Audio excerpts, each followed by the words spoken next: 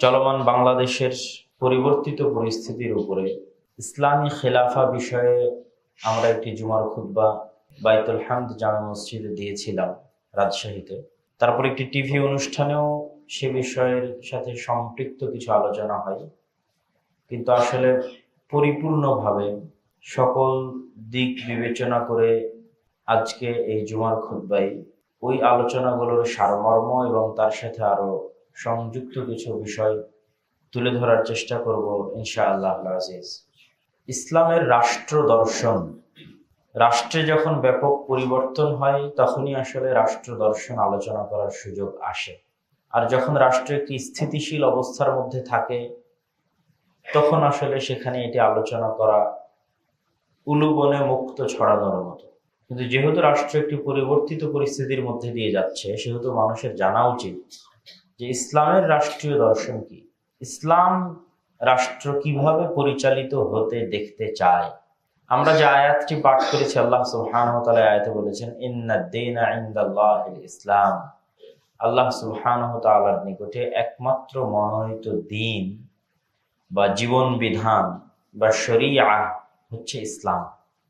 দিন বলি, শরিয়াত বলি, এটি মূলত কমপ্লিট কোড অফ লাইফকে বোঝায়। মানুষের জীবনের পরিপূর্ণ রূপের যে নির্দেশনা, সেই নির্দেশনা ইসলামে আছে। ব্যক্তিগত, পারিবারিক, সামাজিক, রাষ্ট্রীয়, অর্থনৈতিক সকল দিকের সমাধান ইসলামে আছে। আল্লাহ সুবহানাহু ওয়া তাআলা আরো বলেছেন ওয়ামান ইয়াবতাগি গায়রাল ইসলামি দীনা, যারা ইসলাম ব্যতীত আর অন্য কোনো কিছুতে সমাধান খুঁজবে তার ব্যক্তি জীবনের, পারিবারিক জীবনের, সামাজিক জীবনের, রাষ্ট্রীয় জীবনের, তাদের পক্ষ থেকে এটি গ্রহণ করা হবে না এবং তারা পরকালে ক্ষতিগ্রস্তদের অন্তর্ভুক্ত হবে। তাহলে অবশ্যই ইসলামের একটি রাষ্ট্রীয় সমাধান আছে, এবং সেটি বাদ দিয়ে যখন আমরা অন্য কোনো থিওরি, অন্য কোনো তন্ত্র মন্ত্রের পিছনে ছুটব, সেটি তাৎক্ষণিক খুব কল্যাণকর, খুব আনন্দদায়ক মনে হতে পারে, দীর্ঘস্থায়ীভাবে সেটিও ব্যর্থ। যেমন আমরা রক্তাক্ত জুলাই বা 5ই আগস্টের গণ অভ্যুত্থান এবং স্বৈরাচারের পতন, এটিকে অনেকেই বলছে বিপ্লব, কিন্তু আসলে এটি বিপ্লব নয়। এটি শুধুমাত্র সরকারের পরিবর্তন এবং সরকারের পতন। যেখানে হাজার হাজার লক্ষ লক্ষ মানুষ রাস্তায় নেমেছিল একটি নির্দিষ্ট স্বৈরাচারের কবল থেকে বাঁচতে, নির্দিষ্ট কোনো আদর্শ রাষ্ট্রে প্রতিষ্ঠা করতে নয়।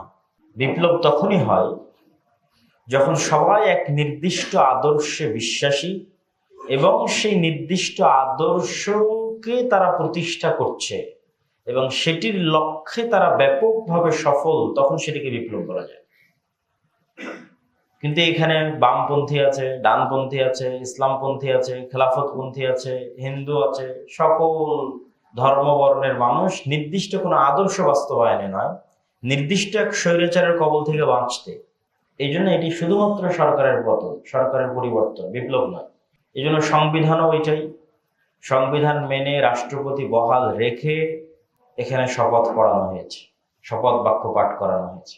এবং গণতান্ত্রিক সিস্টেমের বাইরে যাওয়ার কল্পনা এই আধুনিক বিশ্বে, পশ্চিমাদের নিয়ন্ত্রিত বিশ্বে মানুষ কল্পনাও করতে পারে না।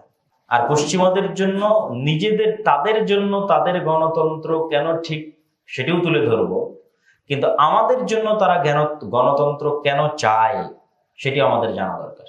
আমাদের জন্য তারা গণতন্ত্র এই জন্য চায় যে গণতন্ত্র থাকলে ক্ষমতার পালা বদল করার সুযোগ থাকে, আর গণতন্ত্র না থাকলে ক্ষমতার পালা বদল করার সুযোগ থাকে না।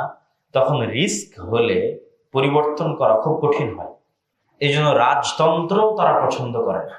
যে কথার কথা, সৌদি আরবের বর্তমান বাদশাহ যদি তাদের জন্য রিস্ক হয়, তাহলে যেহেতু সেখানে গণতন্ত্র নাই, সেহেতু এটা তাদের জন্য অনেক কঠিন। আর গণতন্ত্র হলে মিডিয়ার কন্ট্রোলের মাধ্যমে, মানুষের ব্রেইনকে ম্যানিপুলেট করার মাধ্যমে, ফেসবুক, ইউটিউব, টুইটারের মাধ্যমে মানুষকে উস্কিয়ে দিয়ে যে কোনোভাবে একটা সরকার ফেলে দেওয়া যায়। এবং যখনই সরকার পড়ে তখন সেই শূন্যতা পূরণ করার জন্য তারা চলে আসে। এখানে দেখবেন যে এই জুলাই থেকে না আগস্ট পর্যন্ত রাস্তায় থাকা, শহীদ হওয়া, মারা যাওয়া বেশিরভাগই হয়তো ইসলাম মানা বা ইসলামকে ভালোবাসে এরকম মানুষ। কিন্তু তাদের এই কষ্টের ফসলটা কারা নিয়ে গেল? পশ্চিমারা। তাদেরই সরকার, তাদেরই সবকিছু। কেননা এরকম যখন পরিবেশ তৈরি হয় তখন তারা সেখানে ঢুকে পড়ে এবং কিভাবে এই ফসলটা নিজেদের ঘরে নিয়ে যেতে হবে সেটাও তারা খুব ভালোভাবে জানে। তো আমরা যেটা আলোচনা করছিলাম যে গণতন্ত্র ইসলাম প্রতিষ্ঠায় কেন ব্যর্থ। ইসলামিক খেলাফত নাই পৃথিবীতে দীর্ঘ 100 বছর অতিক্রম হয়ে গেছে। এই দীর্ঘ 100 বছরে গণতন্ত্র দিয়ে ইসলাম প্রতিষ্ঠা করার চেষ্টা হয়নি তা বলছি না, বহুবার হয়েছে। এই 100 বছরের অভিজ্ঞতা প্রমাণ করে যে গণতন্ত্র ইসলাম প্রতিষ্ঠায় ব্যর্থ। তার সবচেয়ে বড় কারণ হচ্ছে থিওরি হিসেবে গণতন্ত্র ইসলামের সাথে যায় না। গণতন্ত্রে বলা হচ্ছে জনগণের শাসন প্রতিষ্ঠা করা হবে, কিন্তু আসলে জনগণের শাসন প্রতিষ্ঠিত হয় না, দলীয় শাসন প্রতিষ্ঠিত হয় এবং জনগণের কাছে কোনো চয়েস থাকে না, হয় তাকে এই দল বেছে নিতে হবে, না হলে এই দল বেছে নিতে হবে। তাহলে এখানে কিভাবে জনগণের শাসন প্রতিষ্ঠিত হচ্ছে আমার বুঝে আসে না। যে সংজ্ঞায়িত করা হচ্ছে যে গণতন্ত্র মানে জনগণের দ্বারা জনগণের সরকার, এটা সম্পূর্ণ মিথ্যা কথা। দলের দ্বারা দলের সরকার এবং জনগণের এতটুকুই চয়েস যে সে কোন দলকে বেছে নেবে, এতটুকুই তার চয়েস, তার শাসন করার চয়েস না। যদি সত্যিই জনগণের শাসন হতো তাহলে এটা উপর থেকে নয়, নিচ থেকে আসতো। একটা গ্রামের জনগণ একসাথে বসে সিদ্ধান্ত নিত যে আমাদের গ্রামের ইনি দায়িত্বশীল।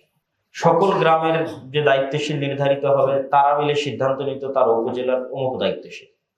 উপজেলার দায়িত্বশীলেরা মিলে বসে সিদ্ধান্ত নিত তার জেলার অমুক দায়িত্বশীল। জেলার দায়িত্বশীলেরা বসে সিদ্ধান্ত নিত তার বিভাগের অমুক দায়িত্বশীল। বিভাগের দায়িত্বশীলেরা বসে সিদ্ধান্ত তার দেশের অমুক দায়িত্বশীল। এই রুট লেভেল থেকে যখন উপর দিকে আসতে থাকবে তখন এটা জনগণের শাসন। এটা ইসলামের শাসন আমি এটা বলতেছি, কিন্তু এটা জনগণের শাসন। আর যখন আপনি উপর থেকে চাপিয়ে দিবেন দুই দলের মধ্যে কোনো এক দলকে বেছে নিতে হবে, তাদের ক্ষমতা, তাদের সাপোর্ট, তাদের জনবল, তখন এখানে আমার এবং আপনার মতো আম জনসাধারণের কিছুই করার থাকে না। গণতন্ত্র আরো একটি কারণে ব্যর্থ, ইসলামের সাথে যায় না। তার সবচেয়ে বড় কারণ হচ্ছে ইসলামে আহলুল হাল্লি ওয়াল আকদ, যোগ্য ব্যক্তিকে ক্ষমতায় নিয়ে আসতে হবে পরামর্শের ভিত্তিতে। আর এখানে বাংলাদেশে পুলিশ হওয়ার জন্য যোগ্যতা লাগবে, আর্মি হওয়ার জন্য যোগ্যতা লাগবে, বিচারপতি হওয়ার জন্য যোগ্যতা লাগবে, ওসিডিসি হওয়ার জন্য যোগ্যতা লাগবে, শুধু মন্ত্রী মিনিস্টার হওয়ার জন্য যোগ্যতা লাগবে। মানে সকল পর্যায়ে আপনি একটা ইউনিভার্সিটির টিচার দিবেন তাও যোগ্যতা লাগবে, স্কুলের টিচার দিবেন তাও যোগ্যতা লাগবে। কিন্তু আপনি দেশের দায়িত্ব নেবেন আপনার কোনো যোগ্যতার শর্ত নেই। যে কেউ রাস্তা থেকে আন্দোলন করে উঠে রাষ্ট্রের নেতা হয়ে যাবে, রাস্তা থেকে পলিটিক্স করে উঠে রাষ্ট্রের দায়িত্ব নিয়ে নেবে। এই জন্য গণতন্ত্রের এই থিওরির সাথে ইসলাম যায় না। ইসলাম চায় যোগ্য ব্যক্তি ক্ষমতায় আসুক। এই জন্য ক্ষমতার দ্বন্দ্ব তৈরি হওয়া ইসলাম চায় না। কেন? গণতন্ত্র হচ্ছে আপনাকে দায়িত্ব চেয়ে নিতে হবে। দায়িত্ব যখন চেয়ে নেবেন তখন অবশ্যই সেখানে গ্রুপিং তৈরি হবে, ক্ষমতার দ্বন্দ্ব তৈরি হবে। আর যখন পরামর্শের ভিত্তিতে কাউকে দায়িত্ব দিবেন, সবাই মিলে সিদ্ধান্ত নেবেন যে কে দায়িত্বশীল হবে। ঠিক যেভাবে এখন অন্তর্বর্তীকালীন সরকার গঠিত হয়েছে, অন্তর্বর্তীকালীন সরকারে কাদের ক্ষমতায় দিল, কারা আসলো, আমি এটা বিবেচনা করছি না। কিন্তু যেই পদ্ধতিতে সরকার তৈরি হয়েছে এটা হচ্ছে ইসলামের নির্বাচন পদ্ধতি, ইসলামের রাষ্ট্র পরিচালনা নির্বাচন পদ্ধতি। যে 3 সেনাবাহিনীর প্রধান, বিভিন্ন দলের নেতা, ছাত্র আন্দোলনের নেতা, তারা এক জায়গায় বসে সিদ্ধান্ত নিচ্ছে, পরামর্শ করছে আমরা কাকে রাষ্ট্রনেতা করতে পারি, সবচেয়ে যোগ্য ব্যক্তিকে। এটাই হচ্ছে ইসলামের রাষ্ট্র নেতা নির্ধারণের পদ্ধতি। এবং এই সিস্টেমে যতবার রাষ্ট্রের নেতা নির্ধারিত হবে ততবার অন্য যে কোনো গণতান্ত্রিক সময়ের চেয়ে দেশে শান্তি, শৃঙ্খলা, নিরাপত্তা বেশি বজায় থাকবে, গ্রুপিং কম হবে, যোগ্য ব্যক্তি ক্ষমতায় আসবে এবং যোগ্য ব্যক্তি দেশের দায়িত্ব নেবে। আমি জানি না কেন এইভাবে রাষ্ট্র ফর্ম হওয়ার পর আবার বারবার বলা হচ্ছে গণতন্ত্রের মাধ্যমে আমরা জনগণের কাছে ক্ষমতা হস্তান্তর করব। এটা তো ভুয়া কথা। গণতন্ত্রের মাধ্যমে আমরা মারামারি এবং গন্ডগোল তৈরির জন্য, দুই সাপে কুমিরে এবং কি বলার নাম বেজিতে গন্ডগোল লাগানোর জন্য আমরা আবার অগ্নিগর্ভ তৈরি করার জন্য ক্ষমতা হস্তান্তর হওয়া উচিত কি দেশের সবচেয়ে জ্ঞানীগুণী মানুষ মিলে একটা কাউন্সিল থাকবে, তারা পরামর্শ করে ঠিক আছে আপনি এখন পারছেন না, তার পরবর্তী ক্ষমতায় কে আসলে তাকে আমরা পরামর্শের ভিত্তিতে নির্ধারণ করব, ঠিক যেভাবে এখন হয়েছে, যে বিষয়ে আমরা প্রস্তাবনা দিব। তবে এই বিপ্লব বা অভ্যুত্থান পরবর্তী, বিপ্লব আমরা বলছি না, অভ্যুত্থান পরবর্তী দেশে এখন যে পরিবেশ এবং পরিস্থিতি তৈরি হয়েছে সেখানে আমাদের আরো কয়েকটি বিষয় মাথায় রাখতে হবে। যেহেতু বেশিরভাগ ক্ষমতায় যারা আছে তারা এনজিও শক্তি এবং পশ্চিমা সাপোর্টেড, সেহেতু এটা আশাই করা যায় যে তারা হয়তো দেশের ন্যায় নীতি ভালো করবে, অর্থনৈতিক উন্নয়ন ভালো করবে, কিন্তু যে জায়গাটা সবচেয়ে আশঙ্কা সেটি হচ্ছে সেকুলারিজম, সেটি হচ্ছে লিবারালিজম। সেকুলারিজম মানে ধর্ম নিরপেক্ষতা, লিবারালিজম মানে অবাধ স্বাধীনতা, অবাধ ব্যক্তি স্বাধীনতা, আনলিমিটেড ফ্রিডম, যেটার সাথে ইসলামের বিশ্বাস সরাসরি সাংঘর্ষিক। বারবার দেখবেন যে জাতিসংঘ যখন কোনো স্টেটমেন্ট দেয়, আমেরিকা যখন স্টেটমেন্ট দেয়, তারা বারবার বলে যে আমরা ইনক্লুসিভ স্টেট চাই, অন্তর্ভুক্তিমূলক রাষ্ট্র চাই। তারা কোনো সময় টু দ্য পয়েন্ট আপনাকে ধরিয়ে দিবে না যে আমি এইটার দ্বারা এটা বুঝাচ্ছি। পজিটিভ, যে আমি মাঝে মধ্যে বিভিন্ন বক্তব্যে বলেছি যে পজিটিভ ওয়েতে দাওয়াতি কাজ করা উচিত, নেগেটিভ না। এই কাজটা তারা কাজে লাগায়, যে তারা সবসময় পজিটিভ ওয়েতে দাওয়াতি কাজ করে, বলবে বৈষম্য মুক্ত অন্তর্ভুক্তিমূলক সমাজ চাই। কিন্তু এই অন্তর্ভুক্তিমূলক সমাজ মানে যে এখানে সমকামীদের অধিকার দিতে হবে, অন্তর্ভুক্তিমূলক সমাজ মানে যে এখানে জেনার অধিকার দিতে হবে, এটা কিন্তু সে বলবে না। কিন্তু এর মধ্যে এটা আছে। তো যেহেতু সে পজিটিভ ওয়েতে দাওয়াতি কাজ করবে, সেহেতু সে এটা বলবে না। কিন্তু এটা বললে তো আপনারা ক্ষিপ্ত হয়ে যাবেন, আন্দোলন মিছিল মিটিং শুরু হয়ে যাবে। এই জন্য সবসময় বলবে আমরা চাই অন্তর্ভুক্তিমূলক রাষ্ট্র, যেখানে সবার অধিকার থাকবে, সবার অবাধ স্বাধীনতা থাকবে। এই বলতে বলতে বলতে বলো সমকামীদের কি অধিকার নাই? তখন তো আপনি এতক্ষণ ভেবে আসলেন যে না, সবার অধিকারের কথা বলা হচ্ছিল, কত সুন্দর। তাই এখন সমকামীদের অধিকারের কথা বলা হচ্ছে, তখন আপনার টনক হবে। তাই এই জন্য এই ধরনের মুখরোচক বলি থেকে আমাদের সতর্ক থাকতে হবে আগে থেকেই, পূর্ব থেকেই, যেন আমাদের দুর্বলতার সুযোগ নিয়ে কেউ ইসলাম বিরোধী কোনো কিছু এই দেশে ব্যাপকভাবে বাস্তবায়ন, প্রচার এবং প্রতিষ্ঠা করার সুযোগ না পায়। সেক্ষেত্রে সেকুলারিজমও আমাদের শত্রু, লিবারালিজমও আমাদের শত্রু। সেকুলারিজম মানে ধর্ম নিরপেক্ষতাবাদ, মানে রাষ্ট্রের সাথে ধর্মের কোনো সম্পর্ক নাই। আমরা অসাম্প্রদায়িক ধর্মবিহীন রাষ্ট্র চাই। ভাই, এই একটা স্লোগান দিয়েই তো গত 15 বছর আমাদের উপর জুলুম করা হয়েছে। তো তুমি আবার সেই ফ্যাসিস্টকে পতন করে আবার তুমিও তো একই স্লোগান দিচ্ছ। তুমিও বলতেছো যে রাষ্ট্রের সাথে ধর্মের কোনো সম্পর্ক রাখা যাবে না, অসাম্প্রদায়িক বাংলাদেশ চাই, এই চাই, এই চাই, অনেক কথা। তো এইগুলো তো যিনি আগে ছিলেন তিনিও চাইতেন। তিনিও তো সবসময় সেকুলারিজমের দাস দিয়ে আয়না ঘর তৈরি করেছে। তাহলে মূল কালপ্রিট কে? মূল কালপ্রিট 15 বছর যারা শাসন করলো তারা, না যে আদর্শ, যে সেকুলারিজমে বিশ্বাস করে তারা শাসন করেছে সেটা? সেকুলারিজম মূল কালপ্রিট। সেকুলারিজমে আয়না ঘর তৈরি করেছে, সেকুলারিজমে শত শত মানুষকে গুম করেছে। এটা বলতে পারতে হবে, এটা আমাদের আওয়াজ, এটা আমাদের উঠাতে হবে, বলতে হবে। অতএব তুমি আবার আজকে নতুন করে ওই একই দাস আমাদেরকে দিচ্ছ যে আমি এটা করব, এটা করব, এটা করব, এটা তো হবে না। অবশ্যই রাষ্ট্রের সাথে ইসলামের সম্পর্ক রয়েছে, যেটা আমরা যেই বাক্য দিয়ে আলোচনা শুরু করেছি যে ইন্না দীনা ইনদাল্লাহিল ইসলাম ওয়া মান ইয়াবতাগি গায়রাল ইসলামি দীনা, যে আল্লাহ সুবহানাহু ওয়া তাআলার নিকটে কমপ্লিট কোড অফ লাইফ হচ্ছে ইসলাম। রাষ্ট্রের সকল সমস্যার সমাধান ইসলামে আছে। তো যে বিষয়টা আমরা তুলে ধরতে চাচ্ছিলাম, যে যদিও হয়তো আমার কথা কিছু অগোছালো হতে পারে, তো তারপর প্রতিটা পয়েন্ট টাচ করার চেষ্টা করব। যে ডেমোক্রেসি কেন পাশ্চাত্য বিশ্বে তাদের জন্য স্যুট করে, সফল, আর কেন আমাদের জন্য ব্যর্থ। প্রথম কথা, যেহেতু তারা সুপার পাওয়ার, সেহেতু তাদের উপর ইনফ্লুয়েন্স করার কেউ নাই। আর যেহেতু আমরা সুপার পাওয়ার নই, সেহেতু আমাদের উপর ইনফ্লুয়েন্স করার অভাব দুনিয়াতে নাই। আমাদের পার্শ্ববর্তী দেশ থেকে শুরু করে, চায়না থেকে শুরু করে আমেরিকা পর্যন্ত সবাই আমাদের প্রতি ইনফ্লুয়েন্স করবে, এটাই স্বাভাবিক। তো এই জন্য আমাদের এখানে স্থিতিশীল শাসন লাগবে। আর যেহেতু তারাই সুপার পাওয়ার, তাদের উপর কেউ ইনফ্লুয়েন্স করবে না। এটা 1 নম্বর কারণ গণতন্ত্র সেখানে স্যুট করার। 2 নম্বর কারণ, সেখানকার প্রতিষ্ঠানগুলো শক্তিশালী। আমাদের প্রতিষ্ঠান ধ্বংস। এই সমস্ত দেশে, ভারত, পাকিস্তান, বাংলাদেশে প্রতিষ্ঠান চলে না। এই গণতান্ত্রিক পালা পট পরিবর্তনের কারণে এই প্রতিষ্ঠানগুলো চলে না এই ভারত, পাকিস্তান, বাংলাদেশের মতো দেশে।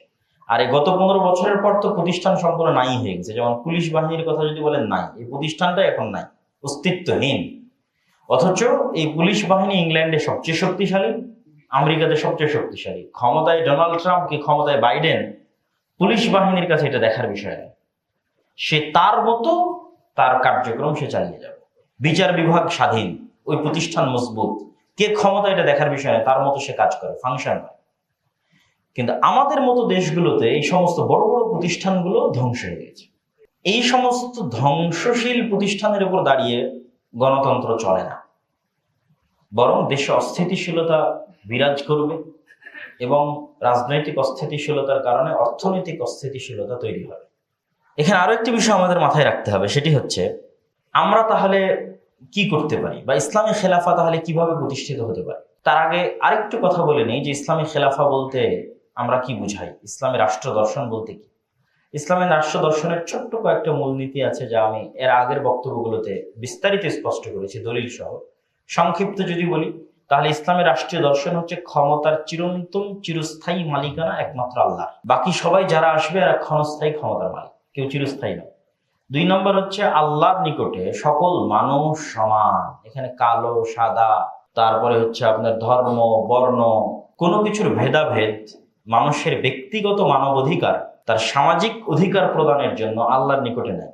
সবাই আল্লাহ সুবহানাহু ওয়া তাআলার নিকটে সমান, মানে এটি ইসলামী রাষ্ট্রের কাছে, মুসলিম রাষ্ট্রের কাছে তার সকল নাগরিক সমান তার ন্যূনতম অধিকার পাওয়ার জন্য। এবং কোনো প্রকারের বর্ণ বৈষম্য এবং কোন প্রকারের রং গোত্র দল এই বৈষম্য জায়গা ইসলামে নাই, ইসলামী রাষ্ট্রে নাই। 3 নম্বর হচ্ছে ইসলামী রাষ্ট্রের সবচেয়ে বড় মূলনীতি হচ্ছে এখানকার ভিত্তি হতে হবে ন্যায়পরায়ণতা। ইসলামী রাষ্ট্রের মূল ভিত্তি ন্যায়পরায়ণতা। আমরা অনেকেই মনে করি যে এই মোহাম্মদপুরের সব মানুষ 5 ওয়াক্ত সালাত আদায় করলেই মনে হয় ইসলামী রাষ্ট্র হয়ে গেল, মোহাম্মদপুরের সব মেয়েরা বোরখা পরলেই হয়তো ইসলামী রাষ্ট্র হয়ে গেল। জি না, এই মোহাম্মদপুরের সব মানুষ যদি 5 ওয়াক্ত সালাত আদায় করে আর সব মেয়ে যদি বোরখা পরে, কিন্তু এখানে যদি ন্যায়পরায়ণতা না থাকে, অন্যায় হয়, মানুষের অধিকারের সাথে ছিনিমিনি খেলা হয়, মানুষের প্রতি জুলম করা হয়, মানুষের ধন সম্পদ অন্যায়ভাবে ভক্ষণ করা হয়, যে জায়গার যোগ্য তাকে সেই জায়গায় দায়িত্ব দেওয়া না হয়, টাকার বিনিময়ে আত্মীয় স্বজনের বিনিময়ে যদি মানুষ চাকরি পেয়ে যায়, যোগ্যতার বিনিময়ে নয়, তাহলে পশ্চিমকালে এটা ইসলামী রাষ্ট্র নয়। আল্লাহ সুবহানাহু ওয়া তাআলা এই পুরো পৃথিবী পরিচালনা করছেন একটাই মাত্র মূলনীতি দিয়ে, যে তিনি ন্যায়পরায়ণ আর ন্যায়পরায়ণতা তিনি বাস্তবায়ন করবেন। এবং এটা তার ওয়াদা যে পৃথিবী সৃষ্টির শুরু থেকে নিয়ে কিয়ামত পর্যন্ত plus plus plus minus minus minus হতেই থাকবে। যেমন হয়তো গত 15 বছর যাদের উপর জুলুম হয়েছে তাদের খাতায় আছে মাইনাস মাইনাস মাইনাস মাইনাস, আর যারা টাকা পয়সা লুট করে নিয়ে গেছে plus plus plus plus plus. এই প্লাস মাইনাসকে যতক্ষণ আল্লাহ জিরো না করবেন ততক্ষণ তিনি আল্লাহই নন, এটা তার দাবি। তিনি এটাকে কিয়ামতের মাঠে টোটাল জিরো করবেন, চুল পরিমাণ প্লাস মাইনাস থাকবে না।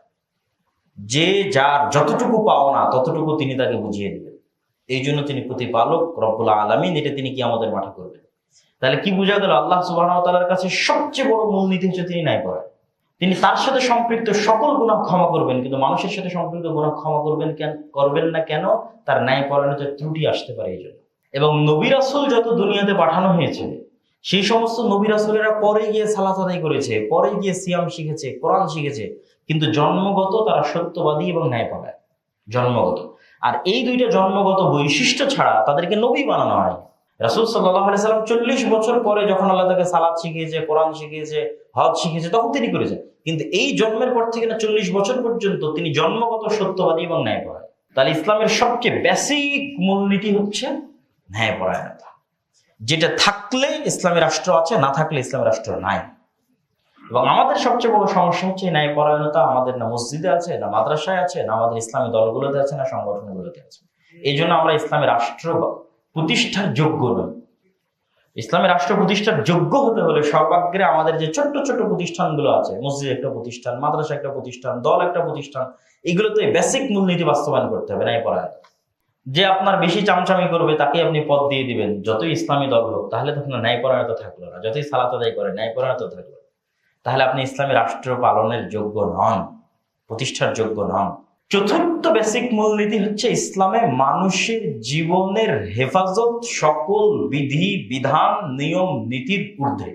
সকল হালাল হারাম হয়ে যেতে পারে, সকল হারাম হালাল হয়ে যেতে পারে মানুষের জীবন বাঁচাতে।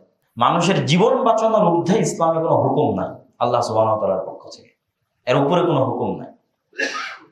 শুকরের গোশত খাওয়া হারাম, জীবন বাঁচানোর জন্য যদি কেউ খেয়ে নেয় তার জন্য গুনাহ হবে।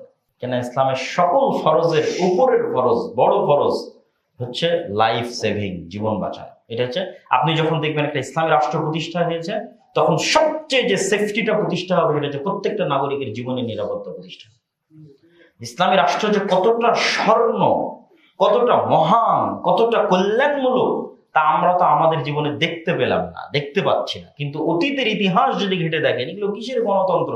এরকম হাজার গণতান্ত্রিক রাষ্ট্র, লক্ষ সমাজতান্ত্রিক রাষ্ট্র, লক্ষ ধর্মনিরপেক্ষতাবাদী রাষ্ট্র, একজন মানুষকে, মুসলমানকে আমি বলিনি, একজন হিন্দুকে, একজন বৌদ্ধকে, একজন খ্রিস্টানকে যেই পরিমাণ অর্থনৈতিক অধিকার, যেই পরিমাণ মানবিক অধিকার দিতে পারবে, ইসলামী খেলাফা বা ইসলামী রাষ্ট্র প্রতিষ্ঠা হলে তার চেয়ে হাজার গুণ, লক্ষ গুণ, শত গুণ বেশি প্রত্যেক মানুষের মানবিক অধিকার, অর্থনৈতিক অধিকার, জীবনের অধিকার নিশ্চিত হবে এবং সুরক্ষিত হবে। এই মূলনীতিগুলো ইসলামের মধ্যে আছে, দেওয়া আছে যে কিভাবে ইসলামী রাষ্ট্র প্রতিষ্ঠিত হবে, পরিচালিত হবে। কিন্তু এখন আমাদের প্রশ্ন আসতে পারে যে এই জিনিসগুলো তো আমরা বুঝলাম যে ইসলামী রাষ্ট্র অনেক সুন্দর, সেখানে ন্যায় নীতি থাকবে, জীবনের সুরক্ষা থাকবে, এগুলোই সবচেয়ে টপ প্রায়োরিটি পাবে। এবং ইসলামী রাষ্ট্র হচ্ছে একটি কল্যাণমূলক রাষ্ট্র, যেখানে অন্ন, বস্ত্র, বাসস্থান, থাকার জায়গা, কাপড়ের ব্যবস্থা, চিকিৎসার ব্যবস্থা, শিক্ষার ব্যবস্থা, এগুলোর মূল জিম্মেদার রাষ্ট্র। একটা কুকুরও যদি না খেয়ে মারা যায় তাহলে এর জন্য দায়ী থাকবে রাষ্ট্রের দায়িত্বশীল, এবং এই ভয়ে সে তটস্থ থাকবে, যেমন ওমর ইবনুল খাত্তাব তটস্থ থাকবে। কোন নাগরিক গৃহহীন অবস্থায় যদি থাকে 1 সেকেন্ডের জন্য, এর জন্য দায়ী রাষ্ট্র। ইসলামী রাষ্ট্র একটি কল্যাণমূলক রাষ্ট্র ব্যবস্থা, যেই কল্যাণটা শুধু মুসলমানের জন্য নয়, পৃথিবীর সকল মানুষের জন্য। এর চেয়ে বেস্ট রাষ্ট্র পরিচালনার থিওরি পৃথিবীতে কোনোদিন আসেনি, ভবিষ্যতে কোনোদিন আসবে না। চলমান আমেরিকা এবং ইংল্যান্ডেও যদি ইসলামী খেলাফার সিস্টেম বাস্তবায়ন করা হয়, ইংল্যান্ড এবং আমেরিকার মানুষেরা বেশি আরামে, বেশি শান্তিতে, বেশি নিরাপদে থাকবে এখন তারা যে শান্তিতে, যে নিরাপদে, যে আরামে আছে। কেননা তাদের ইংল্যান্ড এবং আমেরিকায় যারা বসবাস করে তাদের সবচেয়ে বড় ধোকার জায়গাটা তুলে ধরুন। অনেক ইসলামী রাষ্ট্র সেখানে বাস্তবায়ন হলে অনেক পরিবর্তন আসবে, কিন্তু সবচেয়ে বড় পরিবর্তন কি আসবে সেটা একটু বলি। ধরেন আজকে ইংল্যান্ডের যে নাগরিক, আমেরিকার যে নাগরিক, তারা পৃথিবীর সবচেয়ে উন্নত রাষ্ট্র ব্যবস্থায় বসবাস করছে, তাদের জীবনের অধিকার আছে, শিক্ষার অধিকার আছে, চিকিৎসার অধিকার আছে। কিন্তু একটা জায়গায় তাদেরকে গোলাম বানিয়ে রাখা আছে। এই গোলামি থেকেও তারা মুক্তি পাবে যদি ওখানে ইসলামী রাষ্ট্র প্রতিষ্ঠা হয়। সেটি হচ্ছে অর্থনৈতিক গোলামি, সেটি হচ্ছে সুদী অর্থনীতি, সবচেয়ে ভয়ঙ্কর অর্থনীতি পৃথিবীর। মানুষকে গোলাম বানায়। আপনি সারা জীবন চাকরি করেও একটা নিজের টাকা দিয়ে একটা বাড়ি কিনতে পারবেন না, আপনাকে সরকারের কাছ থেকে লোন নিয়ে বাড়ি কিনতে হবে। এটা হচ্ছে আমেরিকা এবং ইংল্যান্ডের সবচেয়ে বড় বাস্তবতা, সেটা হচ্ছে অর্থনৈতিক গোলামি। বাহ্যিকভাবে মনে হচ্ছে আপনি খুব স্বাধীন আছেন, বাট আপনি ইকোনমিক্যালি একজন গোলাম, দাস। এই অর্থনৈতিক গোলামি থেকেও ইংল্যান্ড এবং আমেরিকার মানুষ মুক্তি পাবে যদি তারা তাদের দেশে ইসলামী রাষ্ট্র বাস্তবায়ন করে। আরো অনেক বিষয় আছে যেগুলো থেকে তারা মুক্তি পাবে, সেগুলো আজকের আলোচনা না বলি, কিন্তু বড় যে ব্যাপক পরিবর্তন হবে সেটা হচ্ছে এটা। এখন আপনারা প্রশ্ন করবেন যে অনেক আলোচনা, অনেক লেকচার শুনলাম, কিন্তু ইসলামী রাষ্ট্র বা ইসলামী খেলাফা প্রতিষ্ঠিত হবে কিভাবে? যতক্ষণ অন্য সিস্টেমগুলো পরিপূর্ণ ব্যর্থ না হচ্ছে ততক্ষণ পর্যন্ত নতুন সিস্টেম প্রতিষ্ঠিত হওয়ার সুযোগ নাই। কেননা ইসলামে কম্প্রোমাইজ করার সুযোগ নাই। ইসলামে কম্প্রোমাইজ করলে এটা ইসলামের দুর্নাম। আমি আজকে গণতান্ত্রিক সিস্টেম বহাল রেখে ইসলামের নামে ক্ষমতায় গেলাম, আমাকে কম্প্রোমাইজ করতে হবে। তখন যে অশান্তি এবং বিশৃঙ্খলা বিরাজ করবে, আর দোষটা আসবে ইসলামের উপরে। এই জন্য ইসলামে কম্প্রোমাইজের সুযোগ নেই। তথা তোমার যে সিস্টেম আছে, এই সিস্টেমটাকে টোটাল কোলাপস করতে হবে, ধ্বংস হতে হবে। যেমন আমাদের দেশে গণতান্ত্রিক সিস্টেম আছে, এটা পরিপূর্ণরূপে যেদিন ধ্বংস হয়ে যাবে, ওই পরিপূর্ণ ধ্বংসের উপর ইসলামী খেলাফা প্রতিষ্ঠিত হবে। আপনি গণতান্ত্রিক সিস্টেম জিয়ে রেখে পরিপূর্ণ ইসলামী খেলাফা বাস্তবায়ন করতে পারবেন না। আংশিক সংযোজন, বিয়োজন, কম্প্রোমাইজের মাধ্যমে আপনাকে ক্ষমতায় আসতে হবে, যেটা ইসলামের জন্য দুর্নাম। তাহলে আপনি কি বলবেন যে না, আমরা তাহলে এখন জোরপূর্বক সেই সিস্টেমকে ধ্বংস করে দিই? সেটিও ইসলাম চায় না। আল্লাহ সুবহানাহু ওয়া তাআলার তাকদীরের লিখনে এবং পরিবেশ পরিস্থিতির কারণে যদি ধ্বংস হয়ে যায়, সেটি আল্লাহ সুবহানাহু ওয়া তাআলার ইচ্ছা, সেটি আমাদের জন্য অপরচুনিটি, সুযোগ। কিন্তু আমরা জোর করে ধ্বংস করতে গেলে, ওই যে জীবনের হেফাজত, মানুষের জীবনের হেফাজত ইসলামে 1 নাম্বার টপ প্রায়োরিটি। আপনি আজকে একটা পুলিশকে মারতে যাবেন, কাল একটা আর্মিকে মারতে যাবেন, সবাই মুসলিম, তারা পাল্টা আপনাকে মারতে আসবে, আপনিও মুসলিম। তাহলে আপনাকে পরিবেশ তৈরি করতে হবে, আপনার প্রস্তুতি থাকতে হবে, ন্যায়পরায়ণতা, ন্যায়নিষ্ঠা, ইনসাফ নিজেদের মধ্যে বাস্তবায়নের মাধ্যমে। এটা হচ্ছে 1 নাম্বার প্রস্তুতি। নিজেদের মধ্যে বাস্তবায়নের মাধ্যমে ইসলামী রাষ্ট্র কোনোদিন প্রতিষ্ঠা হওয়ার সুযোগ আসলে যেন আপনারা বাস্তবায়ন করতে পারে। সুযোগ আসবে কখন? যখন সিস্টেম কোলাপস হবে। সিস্টেমকে কোলাপস হতে দিবে না কে? যতদিন আমাদের পাশ্চাত্য গডফাদাররা আছে, ওরা সিস্টেম কোলাপস হতে দিবে না। গণতন্ত্র পরিপূর্ণ ধ্বংস হোক এটা তারা চায় না, কেন তারা জানে গণতন্ত্র পরিপূর্ণ ধ্বংস হয়ে গেলে এখানে আর একমাত্র থিওরি যেটা এই দেশ পরিচালনা করবে সেটা খেলাফত। যেমনটা আফগানিস্তানে সংগঠিত হয়েছে। আফগানিস্তানের সিস্টেম ধ্বংস হয়ে গেছে, যেহেতু এখানে টানা 40 বছর থেকে যুদ্ধ চলতেছে। রাশিয়ার সাথে যুদ্ধ হয়েছে, আমেরিকার সাথে যুদ্ধ হয়েছে, মানে সেখানে কোনো সিস্টেম এক্সিস্ট করে না, ব্যর্থ। তো যখন সিস্টেম ব্যর্থ, সেখানে আমার একটা প্যারালাল, আমার একটা নীতি আছে। প্যারালাল একটা ক্ষমতা আছে, অটোমেটিক ওই ব্যর্থ সিস্টেমে আমি সরকার, এবং সেটা কোনো কম্প্রোমাইজ ছাড়া পূর্ণাঙ্গ উত্থান, ইসলামী ক্ষমতার এবং রাষ্ট্রের পূর্ণাঙ্গ উত্থান। এই এই যে অতীতের যে সরকার ছিল, এই সরকার যে পরিবেশে নিয়ে গেছিল এই দেশকে, এই পরিবেশ আর কিছুদিন চললে এখানে সিস্টেম কোলাপস হয়ে যেত, এখানে বাইরের প্রতিবেশী দেশ সংযুক্ত হয়ে যেত। তখন তখন হয়তো এখানে 5-10 বছরের একটা গৃহযুদ্ধ হতো, কিন্তু ওই গৃহযুদ্ধের পরে এখানে ইসলামী খেলাফার উত্থান ঘটতে পারত। কেননা পরিপূর্ণ কোলাপসের উপর ভিত্তি করে পরিপূর্ণ ইসলামের উত্থান সম্ভব, আংশিক কোলাপসের উপর ভিত্তি করে আংশিক ইসলাম দিয়ে ইসলামের দুর্নাম। কিন্তু এটা আমেরিকাই কখনো চায় না যেভাবে ধ্বংস হয়ে যাবে। তখন তারা সেখানে ইন্টার করে, ঢোকে আবার ওই আগের সিস্টেমটাকে বহাল রাখে। যেমন এখন আগের সিস্টেম বহাল হয়ে গেছে। আপনি হয়তো মনে করছেন যে যার চেহারা দেখতাম, যার প্রতি খুব রাগ, তাকে তো বিতাড়িত করে দিয়েছি, কিন্তু সিস্টেমটা ওটাই, এবং সিস্টেম ওটাই থাকবে। আমরা এখন পর্যন্ত ওই ব্রিটিশ আইনে শাসিত হচ্ছি, যে ব্রিটিশদের বিরুদ্ধে আমাদের পূর্বপুরুষেরা 190 বছর যুদ্ধ করেছে। ভাই, আমাদের দ্বারা 15 বছর সহ্য করতে পারিনি আমরা। আপনি কল্পনা করেন যে আমাদের বাপদাদারা 190 বছর ব্রিটিশদের অধীনে গোলামি করেছে এবং তাদের বিরুদ্ধে জেহাদ করেছে, তাহলে কত বেশি সবর এবং ধৈর্য তাদের ছিল। কিন্তু ওই 190 বছরের জেহাদ এবং 190 বছরের ব্রিটিশ বিরোধী রক্তাক্ত আন্দোলন, সশস্ত্র আন্দোলন যখন দেখলো দ্বিতীয় বিশ্বযুদ্ধের পরে, ইংল্যান্ড যখন দেখলো যে এই সমস্ত দেশ আর তার কাছে হাতে রাখা সম্ভব হচ্ছে না, তখন ওই যে তাদের সিস্টেম যেন ঠিক থাকে, খুব বুদ্ধিমান, উচ্চ মেধা সম্পন্ন, তাদের সিস্টেম ঠিক থাকবে, মানুষ দেখবে ব্রিটিশরা চলে গেছে। তখন তাদের মতোই একদল মানুষকে, ইংরেজি শিক্ষিত সুটেড বুটেড মানুষকে তারা তৈরি করলো, নতুন দল বানানোর সুযোগ দিল, কংগ্রেস বানাও, মুসলিম লীগ বানাও। অথচ এতদিন যারা যুদ্ধ করে আসছিল সশস্ত্র, এরা পর্দার আড়াল হয়ে গেল, লাইমলাইট থেকে বিচ্ছিন্ন হয়ে গেল। তারা নতুন দল তৈরি করার সুযোগ দিল, নতুন দল আসলো, সেগুলোতে তাদের আদর্শে আদর্শিত একদল মানুষ তাদের সিস্টেমের উপর ক্ষমতা দখল করলো। মানে ইন্ডিয়ান আর্মির প্রধান ব্রিটিশ, পাকিস্তান আর্মির প্রধান ব্রিটিশ, ঢাকা কলকাতা আলিয়া মাদ্রাসার প্রধান ব্রিটিশ। সেইটার পরে ওইটার উপরে পাকিস্তান আর্মি প্রতিষ্ঠিত হয়েছে, ইন্ডিয়ান আর্মি প্রতিষ্ঠিত হয়েছে। এখানে পরিপূর্ণ সিস্টেম পরিবর্তন হয়নি, সম্পূর্ণ সিস্টেম ওটাই ছিল, শুধু ব্রিটিশরা চলে গেছে। ওই আর্মিতে জাস্ট ব্রিটিশ সেনাপতির জায়গায় একজন মুসলিম সেনাপতি নিযুক্ত হয়েছে, কিন্তু আর্মির যে নিয়ম কানুন, দাড়ি কাটা যাবে না, অমুক করা যাবে না, তমুক করা যাবে না, সবই থেকে গেছে। এখানে তো পরিপূর্ণ বিপ্লব আসেনি, এবং এটা তারা হতে দেয়নি। ওই একই নিয়মের মধ্যে আমরা আজও শাসিত হচ্ছি। 1947 থেকে যদি আজ 70-80 বছর হয়, আর 1971 থেকে যদি 50 বছর হয়, এবং এখন এই 15 বছরের ফ্যাসিবাদের পতনের পর আবার যে নতুন বাংলাদেশ, ওই একই সিস্টেম, একই নিয়ম। আপনি যে কোনো আইনের শুরুতে যান, সামাজিক আইন বলেন, যে কোনো আইন বলেন, পুলিশ আইন বলেন, শুরু হবে ব্রিটিশ 1870, 1860। যারা সমাজ বিজ্ঞান পড়েছে, ইতিহাস পড়েছে, তারা খুঁজলেই দেখতে পাবে, দেশের সংবিধান পড়েছে, খুঁজলেই দেখতে পাবে। তাহলে আমার বিচার বিভাগের সিস্টেম কি? ব্রিটিশ। আমার শিক্ষানীতির সিস্টেম কি? ব্রিটিশ। আমার সেনাবাহিনীর সিস্টেম কি? ব্রিটিশ। এটা ব্রিটিশ সেনাবাহিনীর একটা খণ্ডিত অংশ। ইন্ডিয়ান আর্মি, পাকিস্তান আর্মি আর বাংলাদেশ আর্মি সবগুলোই ব্রিটিশ সেনাবাহিনীর পরবর্তী রেখে অখণ্ডিত অংশ। তাহলে এই তিনটা দেশে এখন পর্যন্ত পরিচালিত হচ্ছে ব্রিটিশ রুলস অনুযায়ী। সেখানে যখন আমরা ইসলামের কথা বলি, তখন বলা হয় না, এই দেশে তো হিন্দু আছে, বৌদ্ধ আছে, পাহাড়ি আছে, এখানে ইসলামে যেই পরিমাণ তারা নিরাপদ থাকবে সেটা অন্য জায়গায় থাকবে না। কিন্তু আমার প্রশ্ন হচ্ছে, সেটা বাদ দিলাম, আমার প্রশ্ন হচ্ছে, আমরা কি ব্রিটিশ? আমরা যদি ব্রিটিশ না হয়, তাহলে ব্রিটিশ ল দিয়ে কেন তুমি আমাদের শাসন করবে? তুমি এই পুরো সিস্টেম পরিবর্তন করো। সম্মানিত উপস্থিতি, তো এটা হচ্ছে ইসলামিক খেলাফা প্রতিষ্ঠিত হওয়ার একমাত্র যে উপায় হতে পারে, সেটা আল্লাহ তৈরি করবে। আমাদের নিজের হাতে আমরা সেটির জন্য রক্তপাত সংঘটিত করতে পারি না, কেন ইসলামে মানুষের জীবন বাঁচানো, মুসলমানের জীবন বাঁচানো সর্বাগ্রে। কিন্তু তার জন্য আমাদের মধ্যে পূর্ব প্রস্তুতি থাকতে হবে। আল্লাহ সুবহানাহু ওয়া তাআলা চাইলে সেই পরিবেশ আল্লাহ সুবহানাহু ওয়া তাআলা তৈরি করেও দিতে পারে, এটা আল্লাহ সুবহানাহু ওয়া তাআলার ইচ্ছা। কিন্তু কম্প্রোমাইজ করে ক্ষমতায় যাওয়ার সুযোগ এবং ইসলামকে বিকৃত করার সুযোগ নাই। আচ্ছা, এই পরিবর্তিত পরিস্থিতিতে আরেকটি বিষয় টাচ করি। তাহলে আমাদের হাতে এখন সুযোগ কি সংস্কার করার?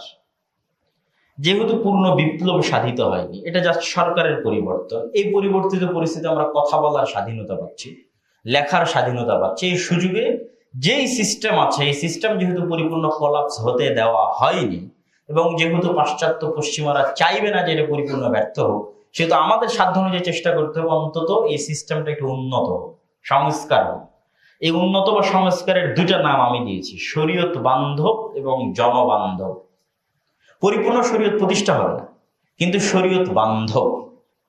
আর জনবান্ধব, জনবান্ধব হওয়ার জন্য আমেরিকা এবং ইংল্যান্ডের যে সিস্টেম আছে সেটা যতটুকু ফলো করা যায় অনেকটাই যথেষ্ট। যেহেতু সুদবিহীন পরিপূর্ণ অর্থনীতি তারা প্রতিষ্ঠা হতে দিবে না, কিন্তু অন্তত ন্যূনতম মানবাধিকার এবং অর্থনৈতিক উন্নতির জন্য তাদের সিস্টেমটাই সর্বোচ্চ। তাহলে আমাদের লাগবে শরীয়ত বান্ধব। শরীয়ত বান্ধবের জন্য আমরা কি করতে পারি? শরীয়ত বান্ধবের জন্য সরাসরি ইসলামের সাথে সাংঘর্ষিক এমন কোনো বিষয় যেন এখানে স্থান না পায়। আপনি পরিপূর্ণ ইসলামী শাসন বাস্তবায়ন করতে পারছেন না, সেটি আপনার সীমাবদ্ধতা এবং ব্যর্থতা। কিন্তু ইসলামের সাথে সাংঘর্ষিক কোনো জিনিস আপনি মুসলমানদের উপর চাপিয়ে দিবেন, এটা হতে পারে। যেমনটা আমরা লিবারেলিজমের আলোচনার সময় করেছি। এটার জন্য আমাদের সচেতন এবং সজাগ থাকতে হবে, এবং ন্যূনতম সংবিধানে লিখিত থাকতে হবে যে এই দেশে ইসলাম বিরোধী কোনো আইন, ইসলামের সাথে সাংঘর্ষিক কোনো আইন এই দেশে বাস্তবায়ন করা যাবে। এবং আরেকটা বিষয়ের দিকে ফোকাস দিতে হবে, সেটা হচ্ছে এই দেশের স্বাধীনতা এবং সার্বভৌমত্ব। আমরা মুসলমান হিসেবে ন্যূনতম মুসলিম পরিচয় নিয়ে এই দেশে যে বসবাস করতে পারছি, এটা 1947 যে আন্দোলন, রাজনৈতিক আন্দোলন হয়েছিল, তার হালকা সুফল। এই দেশের স্বাধীনতা এবং সার্বভৌমত্ব যে 1947 আমরা যে সীমানা পেয়েছিলাম, এটা যদি ধ্বংস হয়ে যায়, স্বাধীনতা সার্বভৌমত্ব না থাকে, যেমনটা গত 15 বছরের নতজানু পররাষ্ট্রনীতির কারণে তৈরি হয়েছিল, তাহলে আমরা সামগ্রিকভাবে ক্ষতির সম্মুখীন হব। যেমন এখন যে বন্যা আমরা দেখলাম, এইরকম বন্যার সময় ডুবে মরা আর গ্রীষ্মকালে পানিবিহীন মরুভূমিতে পরিণত হওয়া, এটা তো বাংলাদেশের স্বাধীনতা এবং সার্বভৌমত্ব না থাকার প্রমাণ বহন করে। যেখানে সারা বিশ্বের আন্তর্জাতিক আইন কর্তৃক স্বীকৃত যে যখনই কোনো নদী দুই দেশের মধ্যে বর্ডার ক্রস করে, উজান থেকে ভাটিতে যায়, তখন এককভাবে উজানের কোনো দেশ ওই নদীতে বাঁধ দিয়ে ভাটির দেশের অনুমতি ছাড়া পানি প্রত্যাহার করতে পারে না।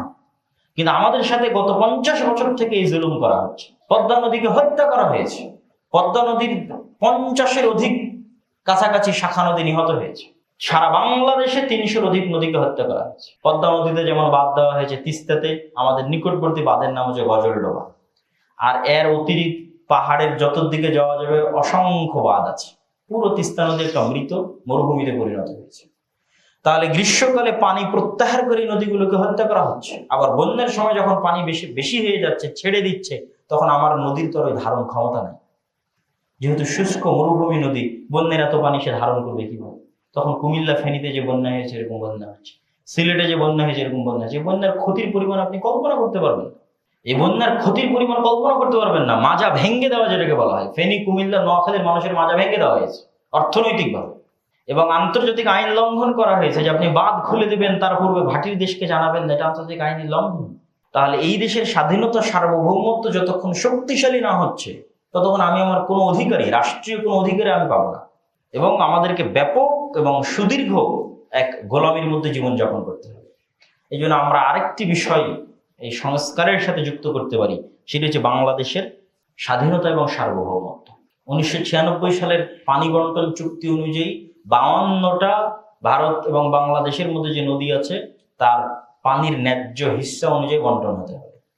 অথচ 30 বছর পার হয়ে যাচ্ছে, এখন পর্যন্ত আর গঙ্গা বা পদ্মার পানি চুক্তি ছাড়া আর কোনো চুক্তি হয়নি, তিস্তারও হয়নি। শুধু তাই নয়, বাংলাদেশের অভ্যন্তরে যখন বাংলাদেশ পানি সংরক্ষণের জন্য কোনো উদ্যোগ নেয়, সেটা তো ভারত বাধা দেয়। যেমন তিস্তায় বাধা দেওয়া হয়েছে, পাংশা উপজেলায় একটা ব্যারেজ তৈরি করার উদ্যোগ নেওয়া হয়েছিল, সেটা 2016-17 সালে বাধা দিয়ে বন্ধ করে দেয়। অসংখ্য বাধা আছে। তাহলে বাংলাদেশের স্বাধীনতা এবং সার্বভৌমত্ব আর একটি বড় বিষয়। নাহলে এই দেশে আপনার যে বাজার আছে, গার্মেন্টসের বাজার আছে, এই দেশে আপনার যে অর্থনৈতিক উন্নতির বাজার আছে, এগুলো সব ধ্বংস করে দেওয়া হবে। ব্যবসা প্রতিষ্ঠান, শিল্প প্রতিষ্ঠান ধ্বংস করে দিয়ে পাশে কি বাজারের অভাব আছে? অভাব নেই। ভারত এক বৃহৎ দেশ, চায়না আছে। সুতরাং এই জায়গায় কোনো শিল্প এবং ব্যবসায়িক প্রতিষ্ঠান গড়ে না উঠুক, এটা তারা চাইবে স্থায়ীভাবে দেশকে পরাধীন করে দেওয়ার জন্য। তো এই জিনিসগুলো আমরা সংস্কার করতে পারি, চলমান সরকারের কাছে আমরা সংস্কার হিসেবে চাইতে পারি। এবং ন্যূনতম ইসলামের কাছাকাছি এই সংসদীয় গণতন্ত্রের চাইতে প্রেসিডেন্ট পদ্ধতির যে নির্বাচন, যা সারা বাংলাদেশের মানুষ ভোট দিয়ে একজন প্রেসিডেন্টকে নির্বাচন করবে, তিনি তার ইচ্ছামতো তার পরিষদ গঠন করবেন, এবং কক্ষ বিশিষ্ট সংসদ থাকবে, যাতে যেহেতু জনগণের নির্বাচনে যারা আসতেছে তারা অযোগ্য আসতেছে, অশিক্ষিত আসতেছে, মূর্খ আসতেছে, কেন দলীয়, আমি যেটা গণতন্ত্রের ব্যর্থতা আগেই তুলে ধরেছি। তো এটাকে কিছুটা কমানো যায় কি, যখন আপার হাউস থাকে, যেখানে দেশের শিক্ষিত জ্ঞানীগুণী মানুষরা ভোটের ভিত্তিতে নয়, তাদের যোগ্যতার ভিত্তিতে আপার হাউসের অন্তর্ভুক্ত হয়। তাহলে অন্তত এইটার যে দুর্বল বা ক্ষতিকর দিক আছে সেটিকে অনেকটাই কমানো যায়। তো এই বিষয়গুলো আমাদের আলোচনার মধ্যে নিয়ে আসতে হবে এবং এই বিষয়গুলো সংস্কারের মধ্যে নিয়ে আসতে হবে। নিয়ে এসে আমরা চাই যে চলমান যে সরকার যারা দায়িত্ব নিয়েছে তারা অন্তত রাষ্ট্রের জন্য কল্যাণকর যে সংস্কারগুলো আছে সেই সংস্কারগুলো তারা করুক। এবং আমি বিশ্বাস করি ব্যক্তিগতভাবে যে অর্থনৈতিক যে সংস্কারগুলো হবে এগুলো ভালোভাবে কল্যাণকর হবে। কিন্তু আমাদের আতঙ্ক এবং আশঙ্কার জায়গা হচ্ছে লিবারেলিজম এবং সেকুলারিজমের নামে আরো হয়তো পরে এখন থেকে কিছু কিছু আওয়াজ পাওয়া যাচ্ছে তারা কিছু এই দেশে অন্তর্ভুক্ত করতে পারে, ইনক্লুসিভ স্টেট, অন্তর্ভুক্তিমূলক রাষ্ট্রের নাম। এটার জন্য আমাদের শক্ত আওয়াজ এবং ভূমিকা থাকতে হবে যেন এই দেশে সরাসরি রাষ্ট্র ইসলাম বিরোধী কোনো কিছু বাস্তবায়ন করার সুযোগ না পায়। বক্তব্যের সামারি বলি, বক্তব্যের সারমর্ম হচ্ছে ইসলামের নিজস্ব রাষ্ট্রের দর্শন আছে, রাষ্ট্র পরিচালনা, সেটির নাম খেলাফা, এবং এটা পৃথিবীর সর্বশ্রেষ্ঠ রাষ্ট্র পরিচালনার দর্শন। এবং আজকের আমেরিকা এবং আজকের ইংল্যান্ডের মানুষেরাও আরো বেশি শান্তি, নিরাপত্তা, স্বাধীনতা, অর্থনৈতিক উন্নতি ভোগ করবে যদি তারা তাদের দেশে ইসলামের খেলাফা বাস্তবায়ন করে। এটা হচ্ছে আমাদের আলোচনার সবচেয়ে বড় সারমর্ম এবং এটা আমাদের জন্য এটি হওয়া উচিত। কিন্তু এটা আমাদের মরদেরা হতে দিবে না এবং তারা সিস্টেম জিইয়ে রাখবে, সিস্টেম ধ্বংস হতে দিবে না। আর সিস্টেম যদি আল্লাহ সুবহানাহু ওয়া তাআলা চান তো ধ্বংস হয়ে যেতে পারে, এবং ধ্বংস হলে তার উপরে ইসলামী খেলাফা রাষ্ট্র ব্যবস্থা প্রতিষ্ঠিত হতে পারে। তবে তার জন্য আমাদের দোয়া লাগবে এবং আমাদের পূর্ব প্রস্তুতি কি আমাদের মধ্যে ন্যায় পরায়ণতা লাগবে। অন্য কিছু বলিনি আমি, অনেক কিছুই আছে আমাদের মধ্যে, সালাত, সিয়াম, হজ, যাকাত সবই আছে। আগের সরকারের সব ওসিডিসির 60-70% নামাজি ছিল, হাজি ছিল, ওমরাকারী ছিল, কিন্তু ন্যায় পরায়ণতা ছিল না। তাহলে আমাদের মসজিদ, মাদ্রাসা, শিক্ষা প্রতিষ্ঠান, দল, সংগঠন এগুলোতে ন্যায় পরায়ণতা ফিরিয়ে নিয়ে আসতে হবে, ইনসাফ ফিরিয়ে নিয়ে আসতে হবে।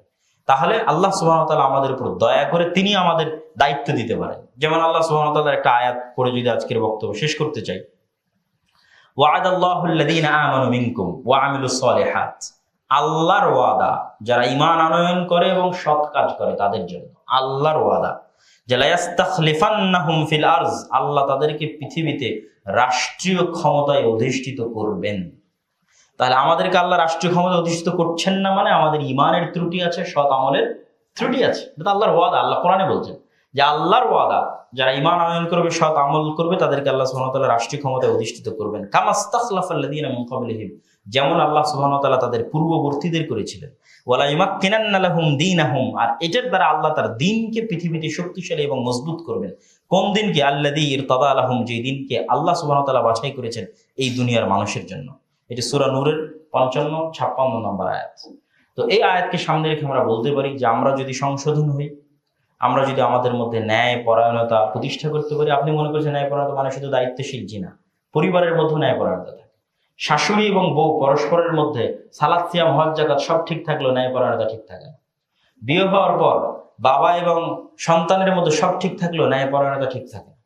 বাবা মারা যাওয়ার পর ভাই বোনের মধ্যে সব ঠিক থাকলেও ভাই তার বোনকে তার বাবার সম্পত্তিতে ন্যায় অনুযায়ী জমি বন্টন করবে, এটা থাকে না। অথচ অনেক বড় আলহাজ, হাজি, হয়তো ডবল 50 বার 100 বার হয়তো হজ এবং ওমরা পালন করেছে, কিন্তু তার বোনকে তার বাপের সম্পত্তিতে ন্যায়ের সাথে, যেখানে দামি জমি ওখানেও ভাগ দিবে, যেটা কম দামি জমি সেখানেও ভাগ দিবে, যেটা বাড়ি দামি বাড়ি সেখানেও ভাগ দিবে, যেটা কম দামি সেখানেও ভাগ দিবে। এই ন্যায় নাই।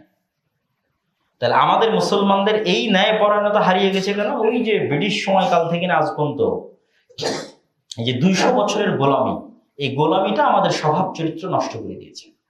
আমাদের জিনের রক্তের মধ্যে এই ন্যায় পরায়ণতা বিরোধী রক্ত ঢুকে গেছে গোলামির কারণে। এইটা থেকে বের হতে আরো সময় লাগবে, কিন্তু প্র্যাকটিস করতে হবে, চেষ্টা করতে হবে। এই জন্য আমাদের দ্রুত কিনে নেওয়া যায়, আমাদের দায়িত্বশীলরা দ্রুত বিক্রি হয়ে যায়, ঘুষের কাছে বিক্রি হয়, টাকার কাছে বিক্রি হয়। কেন? আমাদের সব ঠিক আছে কিন্তু আমাদের মেরুদণ্ড সোজা, মানে আমরা ন্যায় না। এই জন্য এমন মা লাগবে, এমন বাবা লাগবে যে হচ্ছে মেরুদণ্ড সোজাওয়ালা প্রজন্ম দিতে পারবে বাংলাদেশকে। শুধু নামাজি সালাত আদায়কারী নয়, মেরুদণ্ড সোজাওয়ালা প্রজন্ম দিবে যে অর্থের কাছে, টাকার কাছে, কোনো লোভের কাছে বিক্রি হবে না, ন্যায় স্থির থাকবে। তাহলে এমনি দেখবেন এক সময় এদেশে ইসলামী শাসন ব্যবস্থা প্রতিষ্ঠিত হয়েছে। আল্লাহ সুবহানাহু ওয়া তাআলা করে দিবেন। আল্লাহ আমাদের আজকের বক্তব্য বোঝার এবং আমল করার তৌফিক দান করুক। আল্লাহুম্মা আমিন।